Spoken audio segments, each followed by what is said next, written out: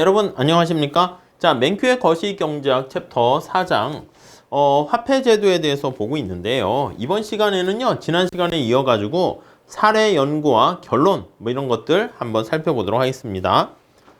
자, 우선 사례 연구 거기 한번 보시면 105페이지에 보시면 되겠습니다. 양적 완화와 폭발적으로 증가하는 본원통화 이렇게 나와 있어요. 자, 중앙은행이 본원통화를 컨트롤 해가지고 통화량을 조정한다. 지난 시간에 봤습니다.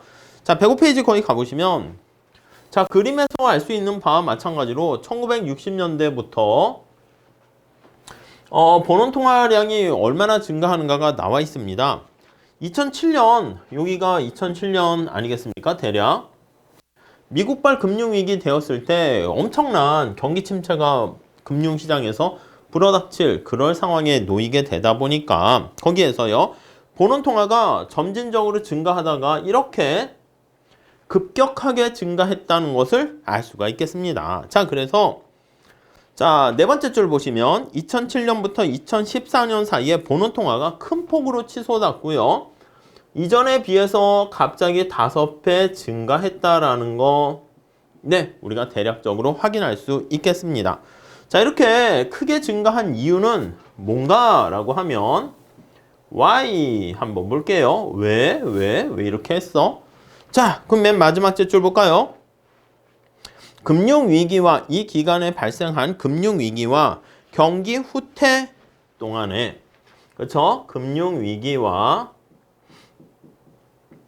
그리고 경기가 대공황 이런 말은 좀 두려워가지고 잘 안 써서 경기가 후퇴한다 이런 말을 쓰게 되네요. 자, 후퇴 기간 동안에 연방준비은행이 취한 조치에 대한 거예요. 금융시장이 혼란에 빠지게 되면 어떻게 돼? 문제가 될 수 있잖아. 그래서 거기 보시면은 연방준비은행은 자, 역사적으로 기록될 만한 은행에 대한 최종 대부자 역할을 담당하게 된 것을 알 수가 있습니다. 오케이? 이해되세요? 최종 대부자 역할을 하게 되었고요. 자, 그래서 주택담보대출에 기초한 유가증권을 대량으로 매입했습니다. 어떤 식으로 최종 대부자 역할을 했는데, 이때 금융기관들이 막 집값이 폭등하면서 서브프라임 모기지 들어보셨죠? 프라임 등급 밑에 있는 사람들한테도 막 대출을 해주는 거야. 예, 그전에는 담보가 없거나 신용이 좋지 않으면 대출을 안 해줬는데, 그런 대출을 해준 거요. 갑자기 그 사람들이 금융위기로 이제 못 갖게 되니까 금융시장도 불안해지잖아. 그래서 거기 보시면 주택담보대출에 대한 그걸 기초로 한 주택담보대출을 기반을 한 유가증권을요, 대량으로 매입해 주는 거야. 어떻게 보면 다 이렇게 쓰레기에 가까워진 그런 거 있잖아요. 이런 것들을 다 매입을 해준 것이지. 자, 이 조치의 목표는 왜 이렇게 했는데, 주택을 소유하려는 사람들이 차용할 수 있도록 주택담보대출 시장의 질서를 회복한다. 좋은 말로 해가지고 주택담보시장 요거 질서를 회복한다. 붕괴되는 것을 막았다. 이렇게 보시면 되겠죠. 질서를 회복하는 게 목적이었다. 자, 금융시장이 굉장히 파급력이 있기 때문에 그런 것이죠. 나중에 연방준비은행은 장기국채 가격을 상승시켜서 거기 나와 있는 장기이자율을 인하시키기 위해서 장기국채까지 매입을 하는 정책을 쓰기도 합니다. 장기국채를 매입합니다. 매입하게 되면 어떻게 되겠습니까? 장기국채를 매입하려고 그러면 장기국채 가격이 올라가겠죠? 이 국채 가격과 이자율은 서로 반비례 관계에 있겠습니다. 그래서 거기 나와 있는 장기 이자율을 떨어뜨린다, 인하시키려는 목적. 네, 이렇게도 보시면 되겠습니다. 자, 하지만 공개시장 조작에서 통상적으로 하는 것처럼 단기 미국 재무성증권을 매입하지 않고, 그러니까 이전에는 단기 국채를 매입하거나 매각해가지고 통화량을 조정했는데, 여기서는요, 장기적이면 위험하잖아. 그러니까 이전과 차이점은 뭐냐면, 기존에는 단기에 본드를 매입하거나 매각하거나 요거를 조정을 했었는데 매입 또는 매각 이렇게 했었는데 이 경우는 지금 어떤 특성이야? 이거 위험하잖아. 지금 이 주택담보대출 위험성이 커요. 위험해. 이렇게 요거랑 그 단기가 아니라 장기라는 거 요 두 가지가 이전과 차이가 있다. 이렇게 보시면 되겠습니다. 자, 이런 공개시장에 대한 이러한 정책을 통해 가지고요. 그래서 본원 통화량이 크게 증가했다라는 것을 알 수가 있습니다. 자, 여기서 B인 본원 통화가 크게 증가했다. 네, 이해가십니까? 증가 이렇게 보시면 되겠습니다. 그 다음 단락 볼까요?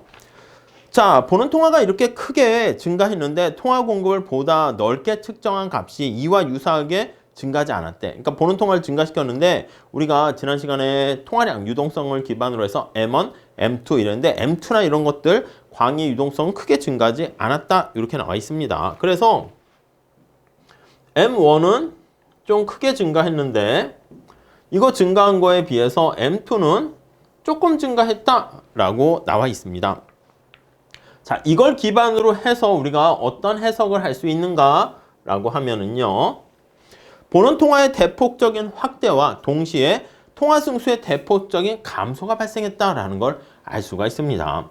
승수를 이렇게 막 더 증가시켜가지고 이렇게 파생되는 유동성이 커져야 되는데 그렇지는 않았네요. 자, 즉 다시 말씀드리면 우리가 통화량은 이렇게 결정되는 거 아니겠습니까? 화폐 공급은 승수 곱하기 본원 통화 이렇게 돼 있는데 여기 나와 있는 것처럼 본원 통화 자체는 이렇게 크게 증가했는데 요 승수는 조금밖에 증가하지 않았구만. 그걸 알 수 있다는 것입니다. 자, 그래서 오히려 승수는 오히려 증가하지 않았거나 오히려 감소했다. 차라리 감소를 할게요. 비교하기 위해서. 그래서 이 승수는 오히려 이렇게 줄어들었다라는 것을 알 수가 있습니다. 그러니까 통화량 자체가 조금 이렇게 증가한 거죠. 자, 그래서 거기 보시면 이런 통화 승수의 대폭적인 감소가 왜 일어났는데 그거. 자, 그래서 맨 마지막 줄 볼까요? 지급 준비율 때문에 그런 거 아니냐. 2007년부터 RR 이겁니다. RR이 뭐라고요? 지급 준비율 예금 대비. 그래서 얘가 2007년부터 2014년 사이에 은행들이 대규모 초과 지급 준비금을 보유함에 따라서 지급 준비율이 대폭 증가했다. 그래서 얘가 증가했는데 은행들이 불안하잖아. 그러니까 스스로 특히 법정 지급 준비율 문제가 아니라 초과 지준율이 크게 증가했다. 그러다 보니까 이제 승수 효과가 별로 나타나지 않았다는 것입니다. 자, 107페이지 첫 번째 줄 볼게요. 즉, 은행들은 대출하기보다는 가용할 수 있는 자금의 많은 부분을 지급준비금으로 보유한 거야. 그래서 이 좀 대출을 더 많이 해줘야 됨에도 불구하고 돈이 막 돌고 돌아야 되잖아. 근데 이게 안 돌아가는 거야. 그러니까 오히려 대출을 별로 늘리지 않거나 오히려 줄였다라는 것을 알 수 있겠습니다. 자, 그러니까 승수 효과가 발생해야지 통화 창조라는 효과를 얻어낼 수 있는데 그게 막히게 됐네요. 자, 그러면 왜 은행들은 이렇게 초과 지급 준비금을 보유했니? 네, 그렇게 보시면 거기 보시면 일부 은행들은 왜 이렇게 많이 보유를 하게 됐니? 자, 일부 은행들은요. 자, 거기 두 번째 단락 첫 번째 줄 많은 부실 대출을 하였고 얘 부실 대출이 좀 컸나 봐요. 많은 부실 대출. 위험성이 높은 대출을 많이 한 거야. 자, 그럼 어떻게 돼? 이 사람들이 이쪽이 붕괴가 되면 자기가 돈을 못 받게 된단 말이야. 그래서 우리가 지난 시간에 레버리지가 거꾸로 돌아가는 거 우리가 봤잖아. 그러니까 갑자기 사람들이 예금한 사람들이 내 돈 주세요 했는데 못 주게 되면 완전히 은행이 파산되는 거지. 그러다 보니까 이런 부실 대출 때문에 지급준비금을 더 많이 늘려야 됐다라는 거 알 수가 있겠고요. 자, 그래서 거기 나와 있는 것처럼 신용 기준을 강화하고 상환할 수 있을 것으로 확신이 서는 사람한테만 대출을 했습니다. 이게 부실 대출로 인해서 신용 상태를 그 전에 막 빌려준 거지. 담보와 서브 프라임 상태에 있는 사람들한테도 대출을 막 해줬는데 우량 높은 신용자, 고신용자에게만 신용자에게 엄격하게 대출을 해주게 됐네요. 그러니까 이게 대출을 잘 안 해줬으니까 지급준비금이 더 높아졌다 이렇게 보시면 되겠습니다. 자, 그리고 또 이 밖에 이자율이 매우 낮은 수준으로 하락했기 때문에 대출해도요 이전만큼 이윤이 나지 않았습니다. 자, 보는 통화의 폭발적인 증가가 통화 공급의 유사한 증가로 이어지지는 않았지만 일부 관찰자들은 여전히 그럴 가능성이 있다라고 걱정했어요. 자, 만약에 지금 경기가 후퇴 상황이기 때문에 보는 통화를 이렇게 확 늘려서 괜찮은, 어떻게 보면은 뭐 지금 당장은 피해야 되니까 그렇게 했는데, 지금 경기 후퇴기 상황에서 만약에 이 출구 전략을 써야 되는 거야. 경기가 만약에 이제 어느 정도 안정화되게 되면 너무 돈이 많이 풀렸기 때문에, 그래서 이제 요즘 겪게 되는 인플레이션, 이런 너무 많은 유동성을 공급해서 발생한 거 아니겠습니까? 자, 그래서 거기 보시면 이자율이 정상 수준으로 상승하게 되면 은행들은 대출을 제공하게 되고 초과 지급 준비금의 보유를 감소시킬 수 있는 거야.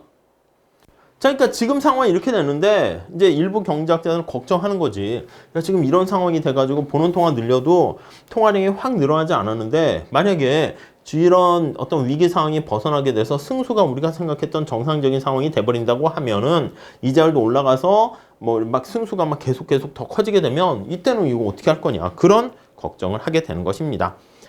자, 그렇게 돼 있고요. 다음에 하지만 연방준비은행의 정책 입안자들은 이런 잠재적인 문제를 깨닫고 있습니다. 그래서 이를 해결하기 위해서 조금씩 준비를 차리고 있습니다. 거기 보시면 이자율을 0.25%에서 1.5%로 올리는 거야. 그래서 나중에 미래에, 뭐 엄청난 미래는 아니지만 미래에 경기가 회복되면, 회복 시 인플레가 발생할 우려가 생길 수 있으니까, 인플레 우려가 있어서 미리미리 선제적으로 이자율을 올립니다. R을 인상하게 된다라는 걸 알 수가 있겠습니다. 그 얘기가 거기 나와 있죠. 이자율을 인상하게 되면 어떻게 됩니까? 지급준비금을 보유하게 되면 은행이 더 많은 이익이 되는 것이고요. 그러니까 우리 앞에서 본 것처럼 지급준비금을 은행에다가, 중앙은행에 예치해도요, 지급준비금에도 이자를 준다 그랬잖아. 그렇기 때문에 이걸 올리면 지급준비금을 더 많이 보유하게 돼서 이렇게 승수가 갑자기 커지는 것을 막으려고 한다, 이렇게 보시면 되겠습니다. 그래서 정리하면 인상해서, 자, R을 계속 높은 수준으로 증가를 유지해, 자, 승수가 과도하게 커지는 것을, 이거 상승을 억제, 그래서 낮은 수준으로 유지할 수 있도록 했다, 이렇게 보시면 되겠습니다. 오케이? 네, 그 정도 봐주시죠. 자, 그 다음에 우리 또 사례 연구 한 번 더 봐보시면, 자, 여기도 내용이 이렇게 나와 있고요. 요것도 복잡한가요? 지울까요? 이렇게.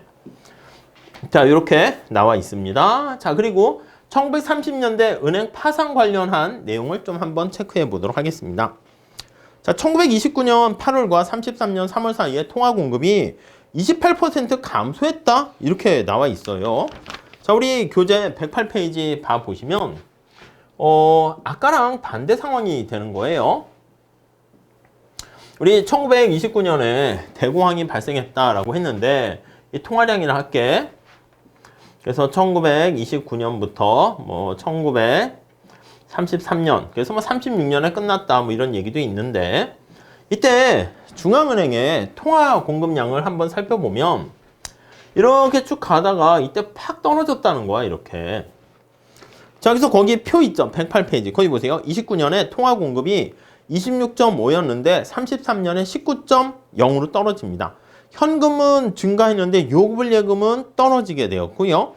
보는 통화는 거기 보시면 증가했는데 현금 자체는 증가했는데 지급준비금은 또 떨어지게 되는 거 알 수가 있습니다. 승수는 어떻게 됩니까? 3.7에서 2.3으로 하락하게 되는 거죠. 자, 그래서 여기서부터 대규모. 자, 그 표 바로 밑에 첫 번째 줄 볼까요? 통화 공급이 감소했습니다. 통화 공급이 감소했어요. 경제를 좀 뭔가 활성화시키는 그러한 윤활유가 줄어들게 된 것이죠.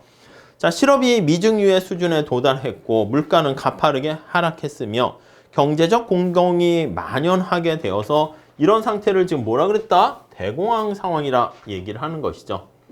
그러니까 대공황에 많은 원인들이 있는데 일군의 학자들은요. 야, 중앙은행 네가 통화량을 이렇게 확 줄였으니까 그래서 대공황이 발생한 거 아니냐 이렇게 주장하기도 합니다.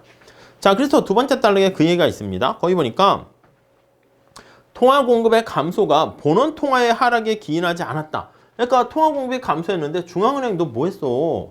본원 통화 줄였지? 했는데 M이 감소한 거야. 근데 M은요 앞에 본 것처럼 승수와 본원 통화의 곱으로 돼 있어요.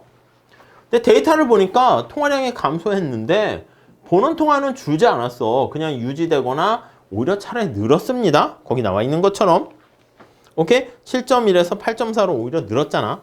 자, 그런데 거기 보시면은 본원 통화는 오히려 증가했는데 통화 승수가 38% 하락한 거야.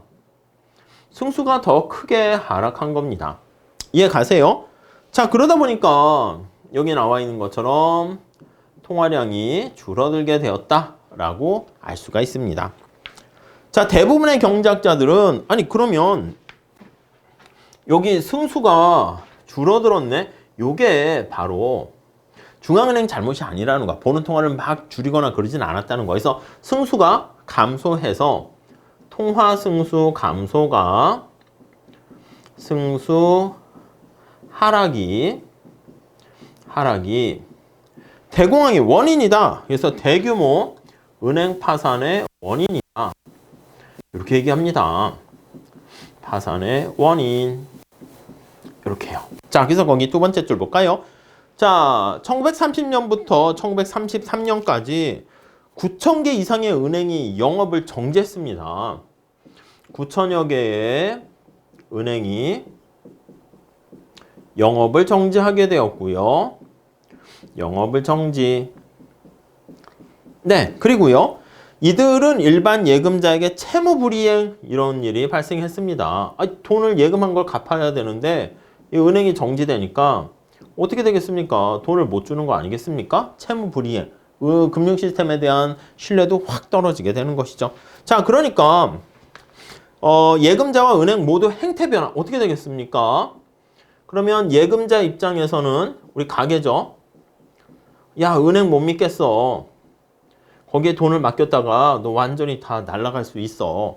그러니까 예금은 줄이고 현금 보유를 늘리게 되는 거죠. 이해가시죠? 그래서 현금 예금 비율 이렇게 할 때 현금 보유를 늘리고 예금을 줄이게 된다. 이렇게요.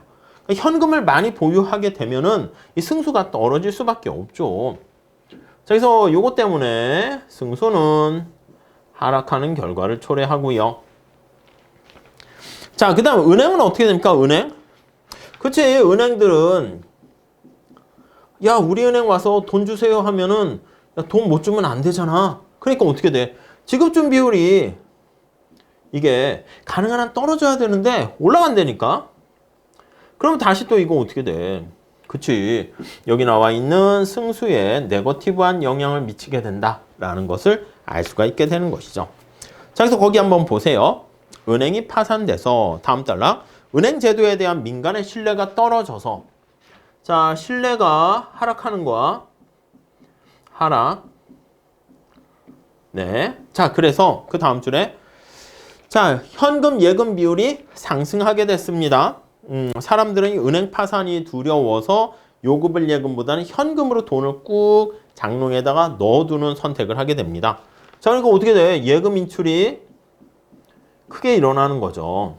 인출이 증가, 뱅크런이라고 하죠. 은행으로 달려가는 거. 왜냐면 내 돈 빨리 뽑아두지 않으면 완전 파산되면 지급 내가 못 받을 수 있잖아요.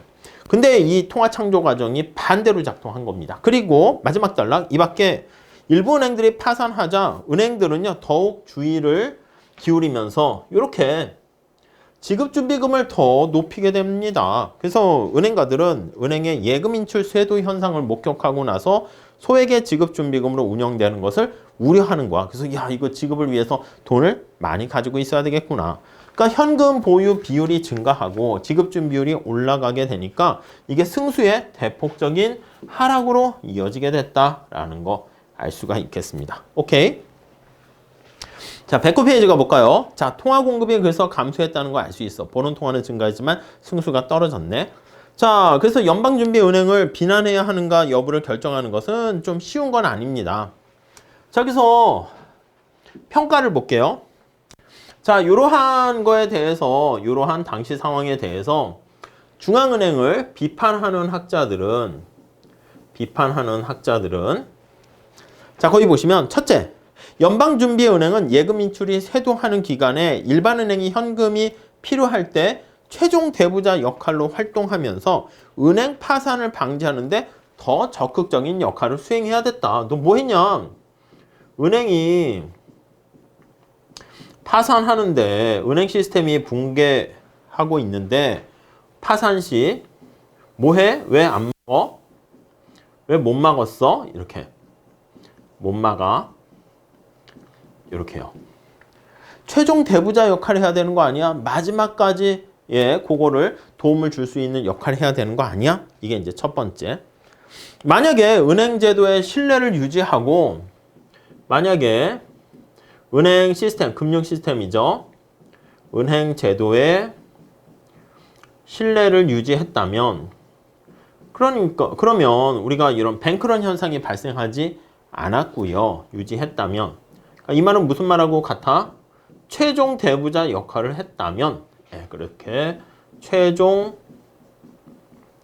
대부자 역할을 충실하게 수행했다면 이렇게 충실하게 수행했다면 네, 이러면 야 이거 막을 수 있는 거 아니야? 이런 측면에서 비판하고요. 두 번째, 연방준비은행은 그들이 했던 것보다 훨씬 더 많은 보너통화를 야, 보너통화 증가시켰다고? 야, 너 책임 면하는 거 아니야.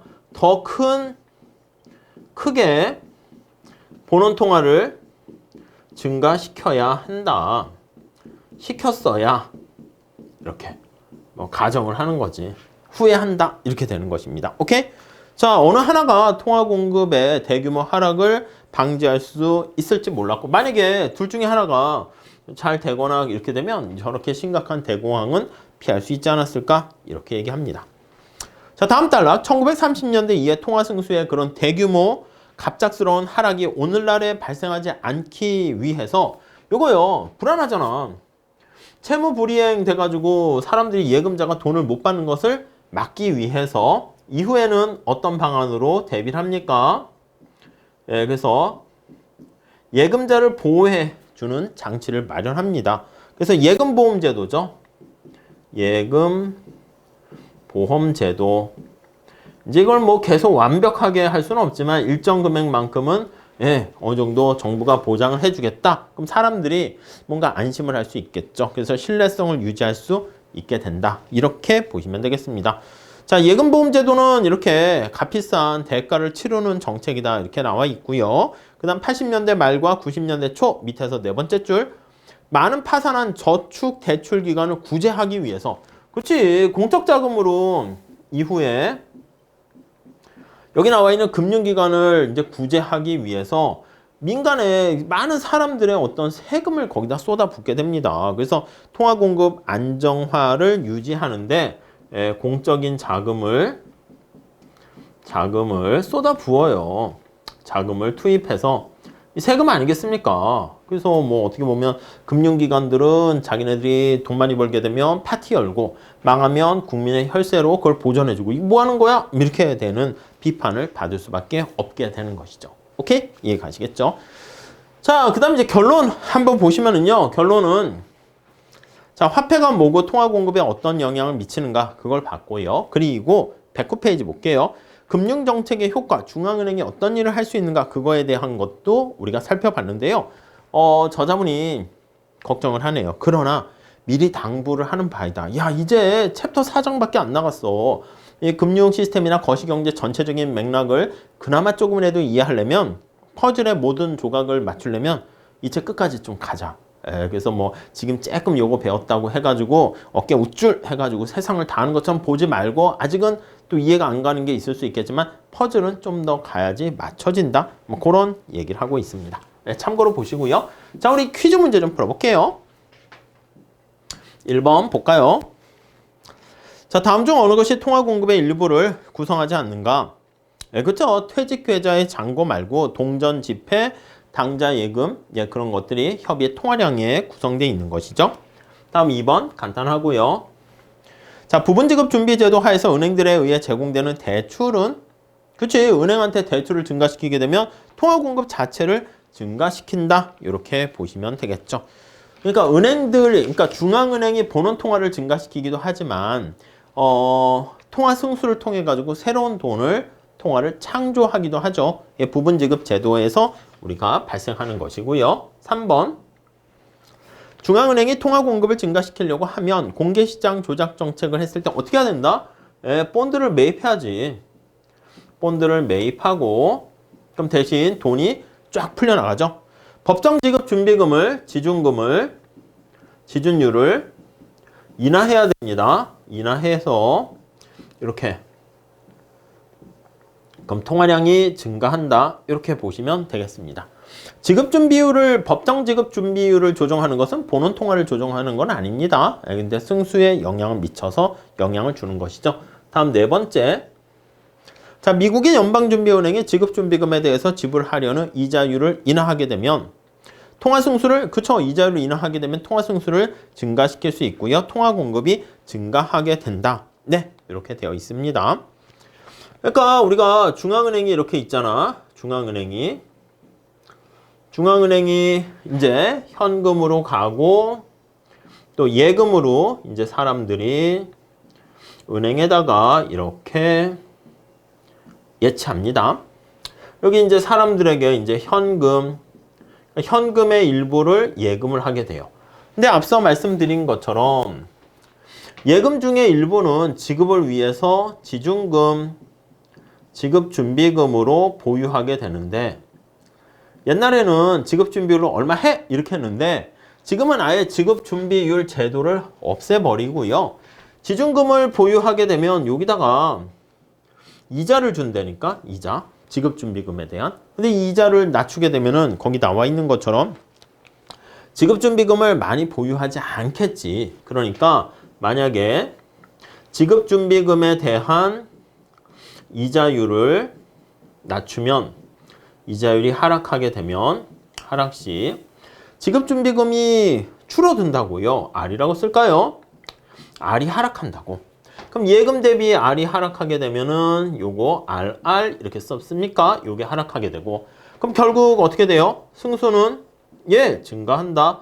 이렇게 얘기를 할 수 있겠죠. 오케이? 그 정도 봐주시죠.